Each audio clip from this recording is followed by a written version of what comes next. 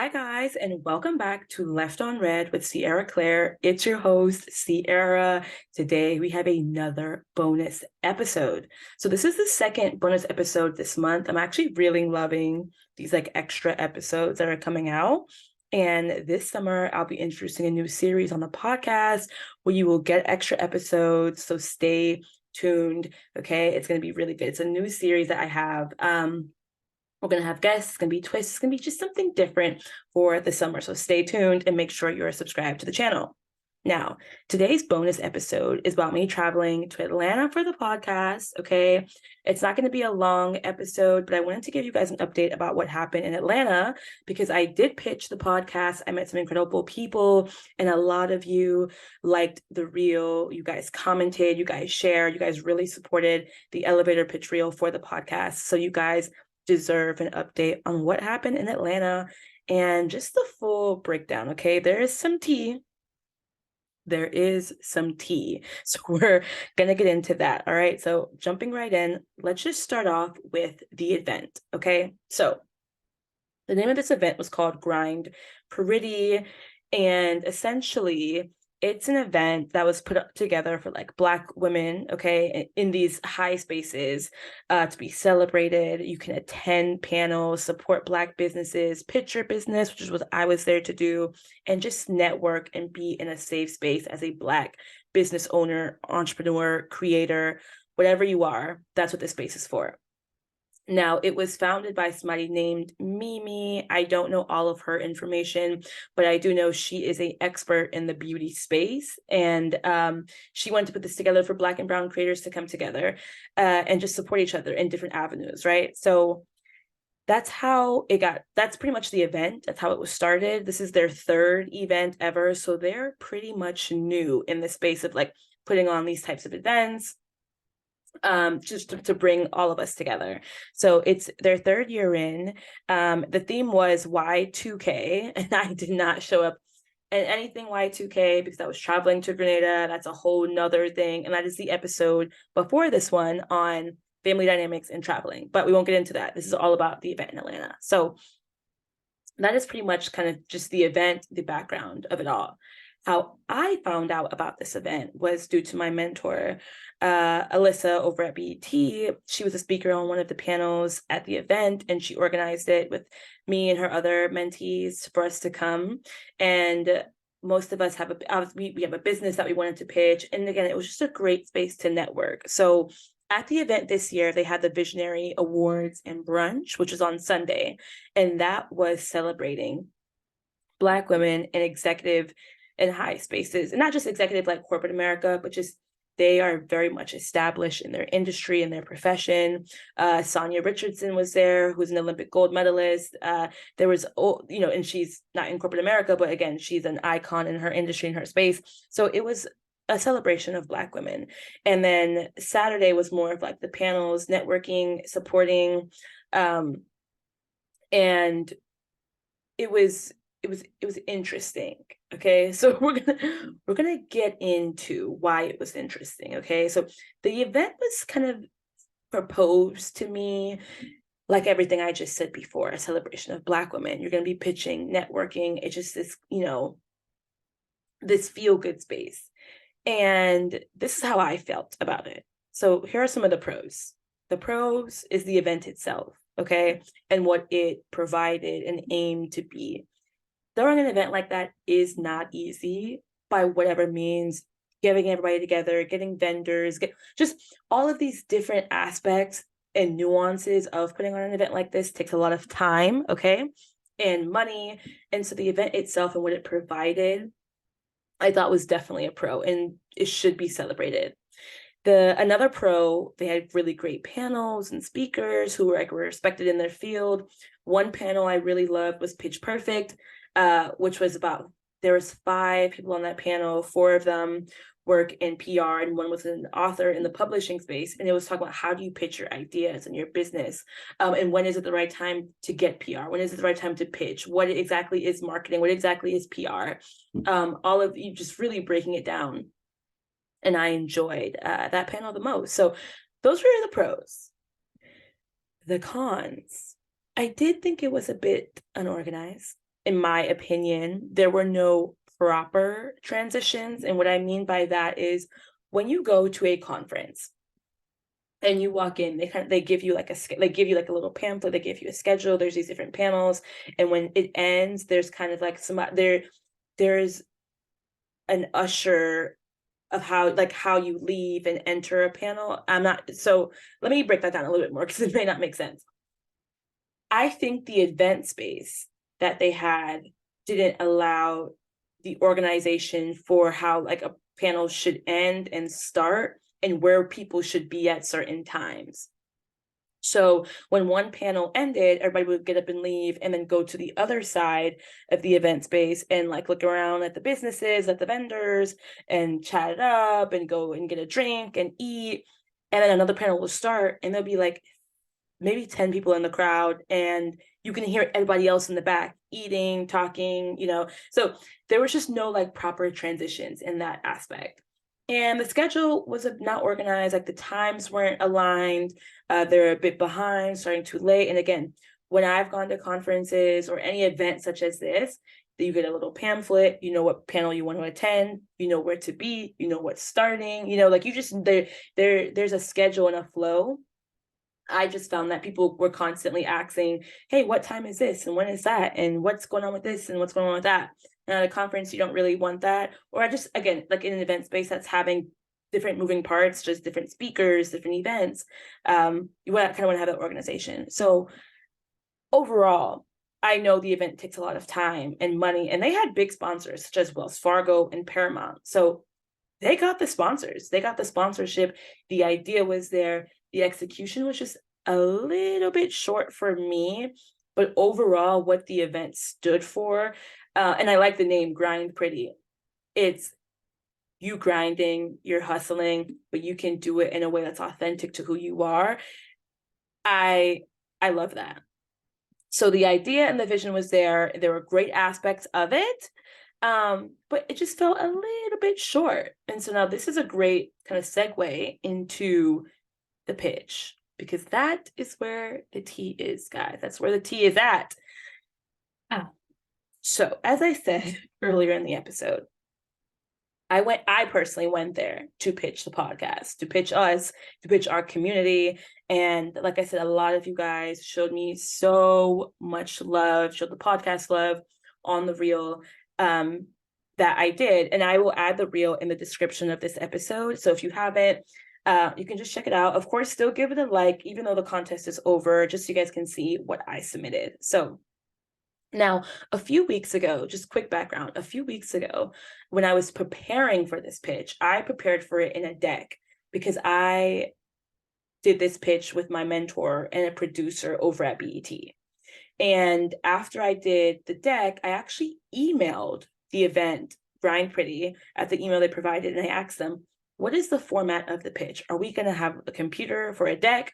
Are we just talking for a minute straight? Like exactly what's the format? Because all I knew was that it had to be a minute, but nothing else was provided. I never got an email back from them. So I was prepared to pitch with the deck that I pitched with my mentor and a producer. Also, I was prepared to do it with just a minute of me talking. And the day of the event on Saturday, Saturday, guys, is when we found out. Actually, let me backtrack. A few days before Saturday, I found out it was going to be a reel. And I was away at the time, but then the day of the event was when they announced it again. They were like, you have to make a 60-second reel, just doing an elevator pitch of your business. That's it. They're like, you won't be presenting in front of anyone. It's just upload it to Instagram and then we'll take it from there. So that is exactly what I did. I uploaded it to Instagram and I pitched and I felt like it was really good. So I just first want to thank you guys again for commenting, liking, sharing, and getting the podcast as much visibility as possible for the pitch. Okay. Thank you guys so much. Even Wells Fargo liked the reel. So shout out to Wells Fargo. Thanks. It was amazing. So the contest was for anyone who wanted a business. Who has a business or a service. Now, this is important. Okay. So all we knew was this. You had to have a business a service, product, it didn't matter. You just had to be pitching something, right? And it had to be 60 seconds, and that was pretty much it. And then you, of course, you tagged Grind Pretty Wells Fargo because they were sponsoring the event, and you had a hashtag. That was it. Of course, I made a reel discussing everything about Left on Red, who we are, of course, and a business standpoint, but as a community, okay? We're just more than a podcast. So I was really confident in my pitch. However, I did notice, because under the hashtag, of course, you can see who has submitted their pitch, that only me and 3 other people, or maybe it was two or three other people, were a podcast or a show or media in some sort. Everyone else who submitted a elevator pitch were selling a product, whether that was skincare, beauty, anything. Like, they had a physical product that they make or they wholesale or whatever, but that they were selling. And so that kind of made me a little bit nervous, but I was hopeful. And I was hopeful because the podcast, we just stand out on our own. And so I thought, at least we have the edge, that we kind of stand out and we might make it. But sadly, that did not happen. We didn't even make it as a finalist. And for even more clarification, no podcast, show, or media made it as a finalist. The only finalists were people who sold a physical product, and they were conveniently in the beauty space. So, and I say conveniently because the tea is coming. I'm getting there. I'm getting to that part. And so I think there wasn't enough clarity on the rules as well, because even though it says, oh, anybody can enter, it's really not for everybody then, because everybody entered, but the finalists weren't even diverse in their industry. So here is the tea, okay? So there were supposed to be 3 winners. There were 3 winners, but every person who won had some affiliation with the CEO of the event. I'm just going to be honest, and I'm going to tell you how. So here's the part of where the tea comes in. So the host, who is also the CEO who has organized and put on this event, announced the winners, right? And so in each speech of like 3rd place, 2nd place, 1st place, she states where she knows the winner from. So the 3rd place winner was one of the vendors, which, in my respected opinion, I think if you're a vendor, you shouldn't enter the competition. As a vendor, you have to pay a fee to the organization. You're already getting visibility. And the person and the company who is sponsoring the event is kind of also a part of this as well. So in this case, Wells Fargo was one of the sponsors, but they were the sponsor for the elevator pitch, right? Wells Fargo and Grind Pretty, which is the event, are in collaboration with each other. As a vendor, you're a 3rd-party person in, you now have to pay Grind Pretty. Who knows what that looks like with the collaboration of Wells Fargo? So that's why I think it's just, if you're a vendor, you're already getting the visibility that somebody who's pitching is wanting. That's just my opinion. So the 3rd place winner, which was in the beauty space as well, they won 3rd place. So it was a vendor that was in the beauty industry. And again, they know the company because they're a vendor of the event. 2nd place winner was a beauty/skincare brand, I believe. And the CEO, in her speech when announcing the 2nd place winner, says, "She's my dear friend, and we talk constantly in the DMs." Really? She's your dear friend, and you guys talk constantly in DMs? Okay. And when that was said, I actually looked out into the audience, because I was like, I wonder how people are feeling about this. And you can tell everyone's face was just very plain. And it was just plain and just shocked and a bit confused.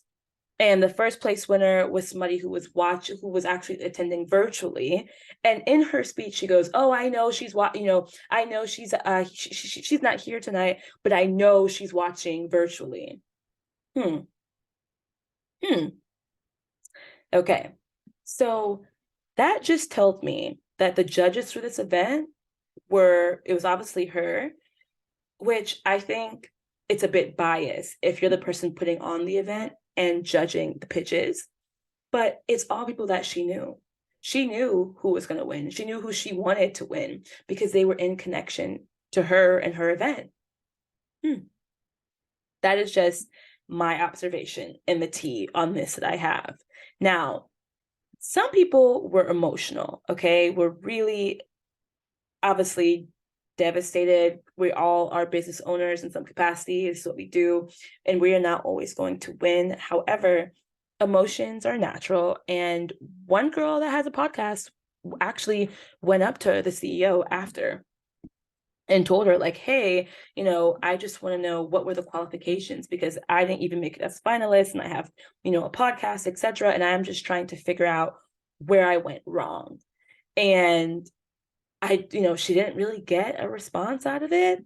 And the CEO was just like, try again next time, and you're great. And it wasn't anything personal, but I don't think it was about it being personal. I think it was just trying to figure out where the podcast and speakers, right? Where do we stand? Because we're not a product-based business. We provide a service.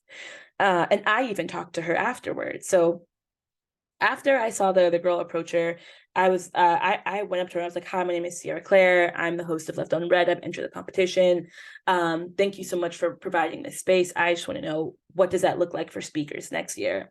And she was like, thank you so much for coming and, pitching. Next year we'll do it bigger and better, and we'll find new way, and new avenues, etc. Giving the whole talk. But I just think, I feel I wanted to approach her not to come from a bad place, but just for her to know that there was really good talent in other businesses, such as podcasting, right, that entered, and we just didn't get a chance. We didn't. So the overall experience of this, I will say, even though the podcast didn't win, I am extremely grateful that I had this opportunity to even go to this event, shake hands with people that I never thought I would be in the same room with. Okay, a really important note on this is, I know I'm giving my experience, but a month ago was March 25th. I'm recording this episode on April 25th. So a month ago was March 25th. And I was on week 2 of being laid off for the second time. And I did not know what was next for me. I didn't know what I was going to do. I wasn't sure of what was happening. I just knew the podcast was my baby. It still is my baby. And I was just going to work hard at it every day. And now I'm at events with people who offered me so much insight and knowledge. I got to be with these panels, again, be around people who I never thought I would even be in the same room or space as, regardless of how the execution of the event could have gone. I'm extremely grateful for this opportunity. So that is the update on Left on Red taking ATL. After the event, we went out and as in we, I mean my mentor and the other mentees, we went out and got a really good early dinner, late lunch, and we just had a great time. We went to Toast on Lennox. We talked, we chatted, we ate good food, and a lot of good reflection. And so now I feel really confident in just moving forward with Left on Red, and however we go, whether we want to pitch or not. I love this community that I've built, and we're still going to do what we do best. So thank you guys for being on this journey, and I will see you next Wednesday. Please share, subscribe to the podcast, and I will chat with you later. Bye, guys.